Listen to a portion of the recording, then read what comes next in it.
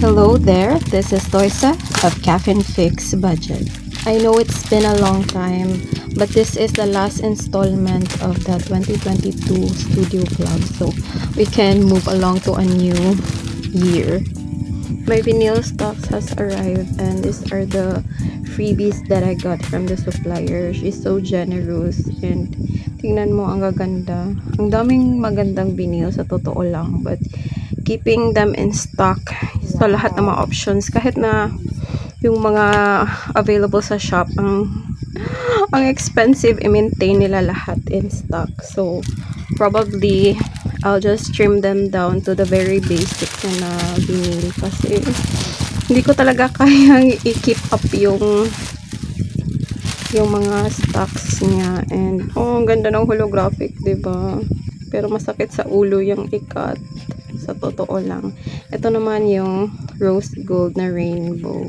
Masakit din yun sa ulo ikat. But ang gaganda nila. Ewan lang.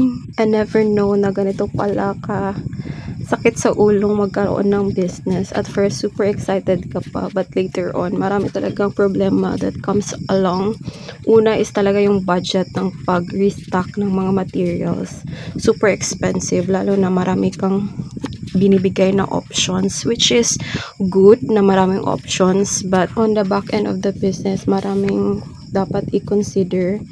And lalo na yung marami talagang na RTS. Sakit sa ulo talaga. And this is customize yung color, customize yung mismong ilalagay ng mga labels or categories. May mga options din ako sa mga fonts. So maraming mga factors, and I cannot resell them since it's customized. Ito pala yung current na stock ko, on hand stocks sa mga pattern na designs. So yan, marami yan in each design. Ito yung Pastel Gingham, Summer Fun, Pastel Leopard. Dami nitong stock. Kasi gusto kong print na to. Then, dito yung mga Christmas themed. Ito yung bees. And, ito yung Kawaii Food, Beige Aesthetic, Save the Bees, Desert Cacti, Pastel Galaxies. No? Wait lang. Ito, samat pala to sila. Kawaii Food. And ito is Cherry on Top. Then ito naman is yung bestseller na Golden Marbles. Super rami nito. Parang itong dalawa, super dali nitong ma-out of stock. Kaya nag-stock ako on hand para madali na mapa. Kasi minsan may nag-o-order ng 4-5 set ng ganito, 5 ganyan. So I cannot realistically ship it out right away if ganun karami. So, ayun, may on-hand stocks na ako. Ito, isa din to sa itong butterfly. Isa yan sa bestsellers ko before, but now, hindi na siya masyadong maraming orders. And, i-prepare ko to sa bees. I will reprint this na parang kasing black niya tong bees para minimal insects yung iti-theme ko dito, 'di ba? Black and white lang, tapos ganda yung pattern ng bees. So ayan. Ito naman leopard, gustong-gusto ko to. To may blue, tsaka may pink. Meron na ding nag-order nito, pero I guess yung kasi yung lahat ng to is within one listing, and siguro kasi yung pinaka listing niya, yung cover photo niya, ang nakikita lang is yung mga bestsellers. So I guess what will I do is gagawa ko ng listing, separate listing in each design para naman ma-highlight yung ibang design. Kasi ito, maganda talaga tong leopard, pero hindi siya masyadong napapansin kasi nasa pinaka last siya na option, I guess. So, kawawa naman. Sayang yung design. Ang gaganda nila, promise. And ito din. bagong release ko din to kasama ng leopard. Daisy, pastel daisies. So, eto, gusto ko din to, cacti. The plantita in me. So, parang gusto ko rin gumawa siguro, no, ng binder na nandito lahat yung, may design ako sa lahat. May envelopes ako sa lahat ng design, siguro ganun. And magpa-finalize muna ako sa mga categories ko for 2023. And gusto ko talaga, as in, nung naisip ko yun, why not, diba? Parang na-feature ko na yung mga products ko at the same time na feel happy ako na nakikita ko yung mga gawa ko. Di ba? Nakakakilig lang. Ito na naman ako sa kilig-kilig. Dito na lang talaga tayo na kinikilig, no? So, ayun. Quick update lang. Chika-chika na naman. So, nag-account lang ako ng inventory para sa shop. And para malaman ko kung ano yung need ko pang i-restock. And ito, need ko pa to ng more restock pala. Madami na siya, pero may order kasi ako na 20 pieces ata yun. Basta kukulangin na to. So, ayun lang. Super exciting. And, nasa na ba yun? Ay, ito pala. Ito, mga orders na to, nakaseparate na to. So, si Miss Thera, shout out sa'yo, ma'am. 40 na pieces yung in-order niya. And ito naman si Ma'am Richin. Save the Bees and Cacti Dessert yung order niya. 16 pieces yan. Ito naman si Miss Charmaine. Ito yung minimalist naman yung gusto niya. Yung ganito. Diba? Lalagyan ko pa yan ng label. Nakahanda naman. Ito na yung mga labels and some freebies. Kailangan ko na naman mag-organize sa space, but just so happy na ang dami ko ng on-hand stocks. Nakaka-happy lang talaga. I don't have to be super ngarag. Alam mo yun? Kasi meron tayo. I'm so happy. These are the chocolates that we had last Christmas, and sabi kasi ng kapatid ko na isama ko daw sa studio vlog, so cute lang, so pinagbigyan ko as an ate. And these chocolates, ito yung nilagay namin sa Christmas table namin na set up. Tapos kinaumagahan talaga ng Christmas Day, we have this unspoken rule or tradition dito sa street namin na basta Christmas, early morning ng Christmas Day, mga bata is nagha-house to house and namamasko kumbaga, and we gave them a pack of yung mga chocolates, mga candy, samasari na lang.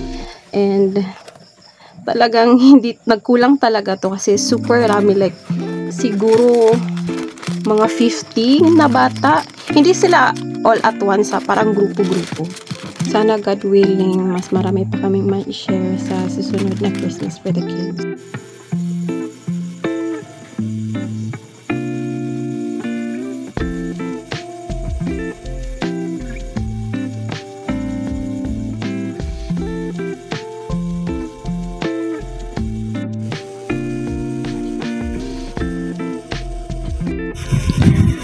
I have trackers here, budget or savings challenge trackers. So I have this 52 weeks challenge from Christy Budgets.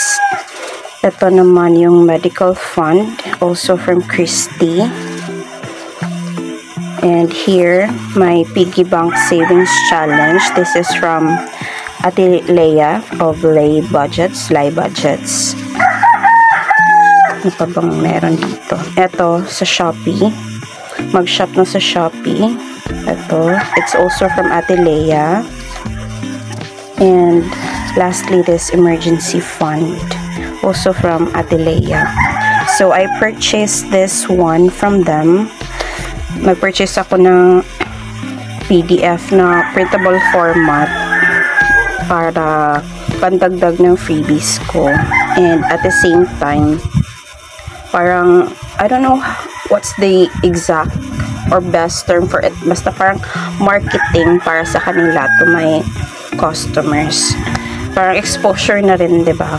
So, hindi, in every order, hindi to lahat ibibigay ko because I cannot realistically restock this. Ito nga, yung sister ko nag-cut nito, tinulungan niya ako para may pang freebies ako sa inyo.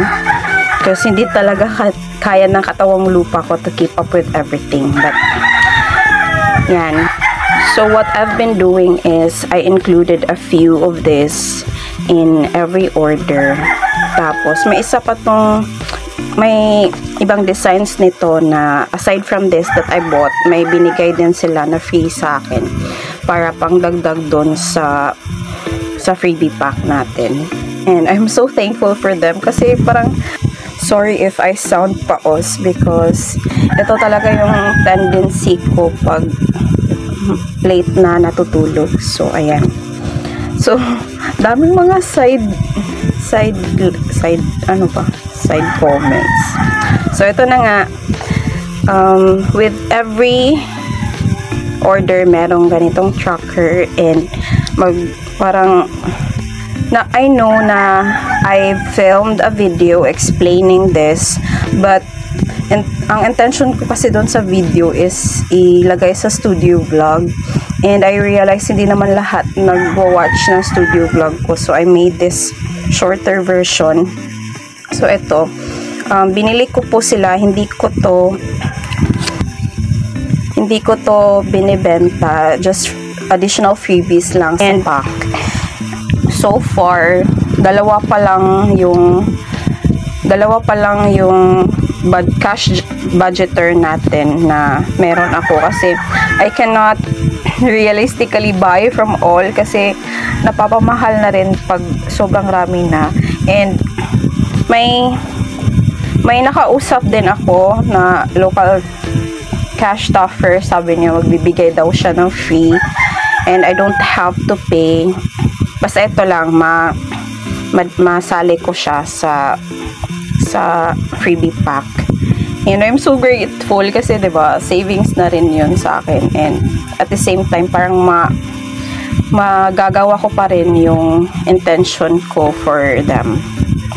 If that makes sense. As in, wala kayong babayaran. It's just my initiative na sa pagtutulungan natin sa ating local community of cash stuffers.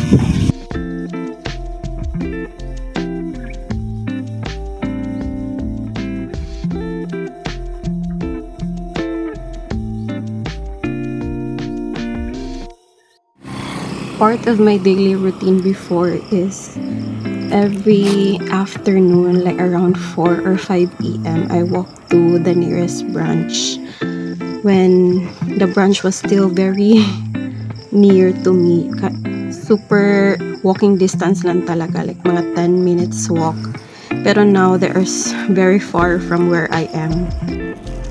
So, last week, I got curious about Shopee ads. So, ayan, I'm checking now if anong resulta. Kasi, it says na I have to at least wait for 7 days to know if, I don't know, if anong i-adjust. I think that's what it is. So, ito yung metrics niya. No impressions, as in 0. Wala talaga. Kahit i-change ko pa yung date, wala talaga. And then, yung mga metrics, naka-check na lang lahat ng, nakatik na lahat ng boxes pero wala talaga siya. So, I don't know how to do this. Kahit search and discovery ads, wala talaga. And di ko pa siya na-understand. And I'm planning to take time to learn about this. Pero, saka na siguro pag tapos ng holiday. Alam nyo naman na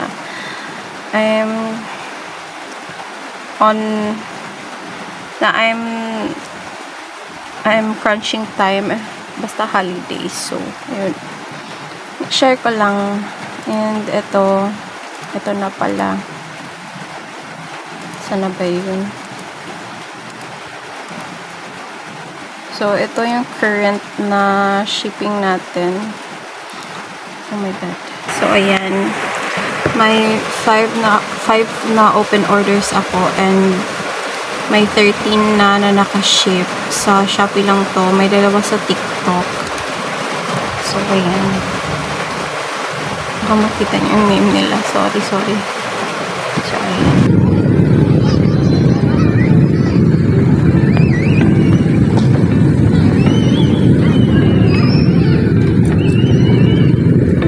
Currently cleaning the studio. Grabe ang kalat pa.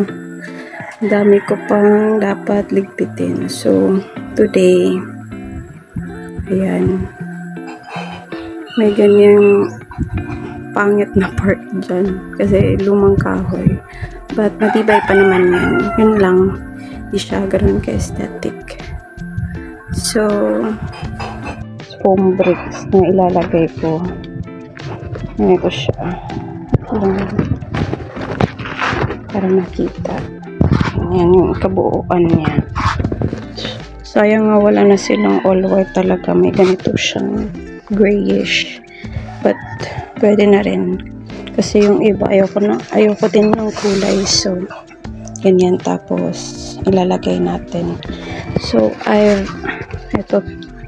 cut them to size na. Kasi yung part lang yun ang didikitan ko. So, ayan. May adhesive siya sa likod. Okay.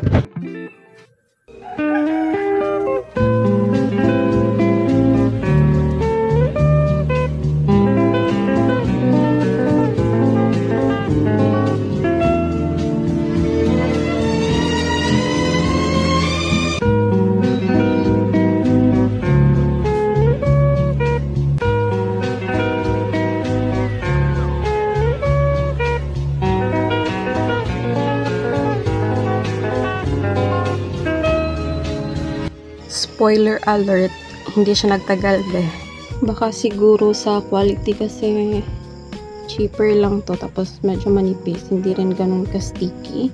Isang factor din yung mismong surface na dinikitan kasi ito is lumang kahoy, tapos yung parang mga fiber talaga ng kahoy, hindi siya smooth, hindi siya nalihaan and also if you plan to purchase this, yung mas maganda na quality para hindi rin sayang yung pera. Tapos, it will stick better if ganun man. And mas maganda talaga yung yung plain lang talaga na white or plain something. Basta, huwag lang yung maraming markings kasi yung pagka-dugtong mo niyan, ang pangit. After which, I've decided to pre-pack my freebies kasi naubusan na ako and alam niyo naman na makakalimutin ako and I just want it to be pre-pack para wala na akong isipin, ilalagay ko na lang siya together with the orders. That way, mas efficient siya para sa akin. I really admire yung packing videos na isa-isang kinukuha yung mga items, yung freebies, tapos yung order. And para sa akin, hindi talaga siya sustainable. And hindi naman lahat ng orders din nabivideohan ko kasi limited lang yung time, limited din yung storage ng phone. So, ito yung naiisip ko na paraan to maximize time. Setting up little systems like this helps me mentally kasi ayoko nang marami pang iniisip na mga small things. So, it's really helpful. And I recommend you to do this thing sa business mo. I'm thinking now of new set of freebies na hindi siya ganun ka time consuming gawin compared sa mga stickers na ganito. Meron pa rin yung mga savings tracker that I've showed. Pero may i-add ako na something. So if you have any ideas, please leave them down in the comments. Yung magagamit nga sa inyong pagbabudget. December 10 and here's another batch of freebie packs. I pre-pack it na alam nyo naman na makakalimutin talaga ako and I often may mga items na nakakalimutan kong ilagay, so that's why nagpe-pre-pack talaga ako. Yung ganito, wait lang. So itong ganito, yung brown na envelope is ubos na mga 20 pieces to. So, ito naman ang ginagamit ko ngayon. Kasi ang cute lang. Diba? Kita mo pa rin sa loob. Parang may somehow idea ka. Ganda lang. Cute. And this is way more economical to produce. Ayoko nang i-overthink yung mga packaging ko, yung mga freebies ko. Kung anong meron, ano yung available, yun na yun. Parang it's not necessary naman to have. It's something good to have. Alam mo yun. So, I'm choosing my bottles and I won't overthink about these little things na. So, ilan ba to? 1, 2, 3, 4, 5, 6, 7, 8, 1, 2, 3, 4, 5, 6, 7, 8, 9, 10, 11, 12, 13, 14, 15, 16, 17, 18, 19. So, I made 19 and other more. Nagamit ko na yung 3 ata 4 kasi naubos na nga yung brown. So, ito. Meron akong spare because naisipan kong gumawa ng advance na mga freebie packs kasi by this Sunday, December 11, mag-prepare na kami for my friend's wedding na i-held on December 13. So, 12 and 13, wala ako sa bahay. Well, technically, I know, ano ba? So, December 11 ng gabi, wala ako sa bahay. 12 yung event, so whole day wala ako noon. On the 13th lang ako babalik sa bahay and I'll try, kung hindi ako super tired, I'll try to process any orders that will come in during that time. Kasi, di ba, 12-12. Any order that will come in during that time. Kasi, di ba, 12-12 sale. So, ito nga na hindi pa 12-12 or payday sale, meron ng orders coming in every day, at least once a day. So, di ba? So, I was expecting na may o-order din sa 12-12 hanggang sa payday ng 12-15. So, nakahanda lang to kasi crunch time yung pagbalik ko. Kasi, di ba, ilang days ako mawawala. So, gusto ko lang na faster yung paggawa ko. And I don't have to think about this. So, yun lang. May mga stocks naman ako, pero marami akong stock sa minimalist na cash envelopes, sa mga patterns. Some patterns, marami pa akong stock, pero marami na ring mga designs that I have to restock. But at least each design may isa, pero may isang set na on hand na, ready to ship. Yung iba, gaya ng bestsellers ko, at least may 3 or 5 stocks na on hand para mas mabilis. Kasi ayokong ma-stress kasi there was last week yun na may nag-order, isang order lang ha, 40 na pattern, 40 envelopes na pattern and cash envelopes ang in-order niya. And another person, may 16. Tapos, may isa, parang, may ilan ba? 25 sets yung sa kanya. So, imagine, tapos may isa-isang sets pa yan na sa ibang order. So, just imagine, I'm making more than 100 pieces of cash envelope. Sa patterns pa lang yan, may minimalist pa, may pastels pa, and may clear. So, just imagine. So, I really have to stock ahead of time para lang mas mabilis. Kasi alam ko na excited kayo to receive na ASAP your orders. So, I'm trying my best. Everything that I can do para mas mapadali siya. Okay? So, thank you talaga. Thank you. Parang, I will never stop thanking you of your support and ordering from my shop. Kasi, it really is a big help for me kung alam nyo lang. Yan yung bumubuhay sa akin at yun din yung source ng binabayad ko sa mga utang ko. So, it really means a lot to me. So, thank you for coming through this holiday season. Thank you talaga sa inyong lahat. Hey baby, kagwapa ang bibis ka rin niya ate. Oh, kagwapa oh. Kagwapa bibis ka rin ni ate. Oh, pretty eh. Nalay ko tayo na to din. Nap! Alina! Gaya, oy! Nap! Snap! Asa ka? Inside na!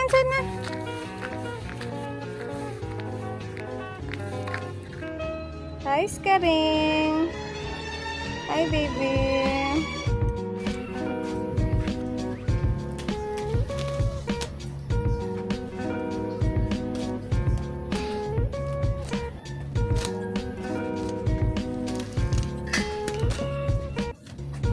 Let me take some time to thank my beloved friend who lended me money para ma-restock ko tong Fem Beginner Binder bundle natin. Kasi thousands talaga yung kakailanganin just to have this stock. Di kasi kakayanin kasi may marami pa akong kailangan i-stock. May mga ibang materials pa na needed. And super thankful talaga ako kasi this time talagang sunod-sunod yung mga financial crisis namin sa family. So, thank you talaga. Ayoko na lang ding i-mention yung name niya. Baka utangan pa siya ng iba. And you know who you are. And I'm really thankful. Thank you po talaga from the bottom of my caffeinated heart.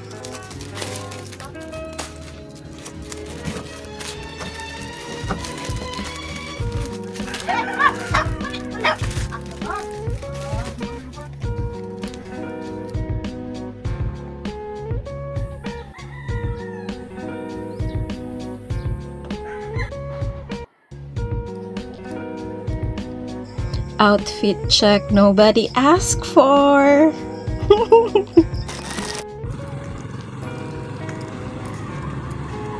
Spotty! Spot! Asa ka, uy! Ulit dito! Pati!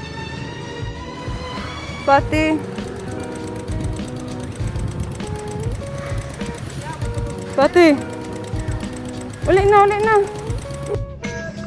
I went to our public market to have my nails done for the wedding, and masakit na talaga yung ingrown ko, so needed na talaga siya, and to look prim and proper din sa wedding. So here I am in the salon, quote-unquote salon. Mura lang talaga to dito. I just want to have it clean. So, hindi rin siya parang luxury lang. Kasi yung ingrown ko, ang sakit-sakit na. I already have my bags with me para pagkatapos ko dito magpalinis.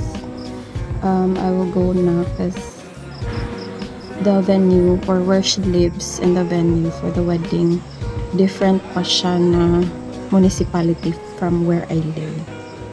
I opted for a clean girl look para bagay siya sa anong theme and sa overall makeup and yung dress motif ng wedding. So yan, clean girl look lang, nude na may glitters tapos may accent ng white. Ako lang ba na pag malinis yung kuko ko and it looks good, parang nakaka-boost din siya ng confidence. Yun lang na feel ko, kaya I really love. Here's on the wedding proper. Ito lang talagang mga clips na nakuha ko, and this is how I look. Ito naman yung box na binigay niya sa amin ng mga abay niya. So, I'm proud that I made that sticker sealer ng box. So, ayan. Ito yung laman. Ito, ginamit namin to sa photoshoot.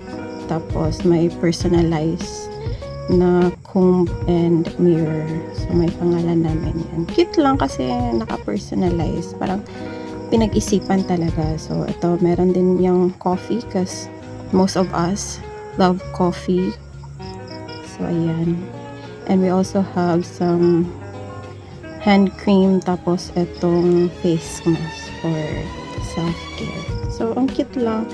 Pinag-isipan lang talaga ng box na to for us. Thank you for coming along for another part of my journey. And always remember, padayon gihapon.